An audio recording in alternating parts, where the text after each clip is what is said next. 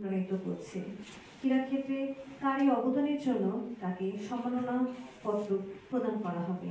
আমি এ পর্যায়ে জনাব AFM এহতেশামুল হক তুহিন স্যারকে বিনীতভাবে অনুরোধ জানাচ্ছি সম্মাননা প্রদান করার জন্য। জনাব AFM এহতেশামুল হক তুহিন স্যারকে।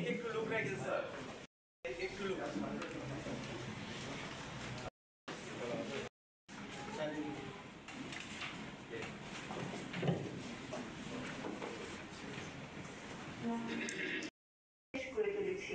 আমাদের পরবর্তী টার্গেট হলো দেশকে স্মার্ট বাংলাদেশে রূপান্তর করা, যা স্মার্ট ক্রীড়াবিদ তৈরি করতে সাহায্য করবে। ক্রীড়াবিদদের আমাদের প্রধানমন্ত্রী শেখ হাসিনা 2041 সালের মধ্যে উন্নত সমৃদ্ধশালী মাগুরা জেলার প্রশাসক স্যার, আপনার প্রতি অনেক অনেক কৃতজ্ঞতা এবং ধন্যবাদ। মাগুরাতে এই প্রথমবার 22 জন ক্রীড়া ব্যক্তিত্ব নতুনভাবে তাদেরকে খুঁজে পেয়েছেন। এরা বিভিন্নভাবে বিভিন্ন জায়গায় কর্মরত আছেন খেলাধুলোকে নিয়ে, কিন্তু যথোপযুক্ত সম্মান এবং যথোপযুক্ত এদেরকে মূল্যায়ন করার যে জায়গাটা এখনো ক্রীড়াক্ষেত্রে এই অবদানটি শুধু মাগুরাতে আপনি রেখে দিলেন স্যার। আমি আরো একটি কথা বলবো, যুব ক্রীড়া মন্ত্রণালয়ের আওতাধীন যে কয়েকটি খেলা আছে সবই যুব ক্রীড়া মন্ত্রণালয়ের আওতাধীন, কিন্তু উশু, টাইকোয়ান্ডো থেকে শুরু করে শুটিং এবং যে ধরনের খেলাই আমরা বলি, মাগুরা থেকে আমাদের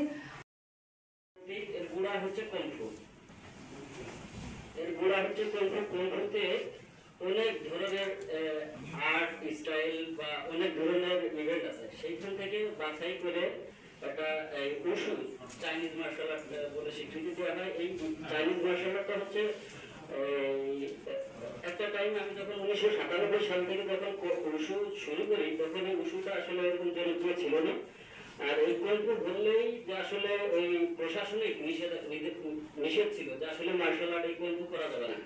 তো এবং ক্লাব, বিজয় দিবস, এইভাবে আরো 4টি, টোটাল 12টি গোল।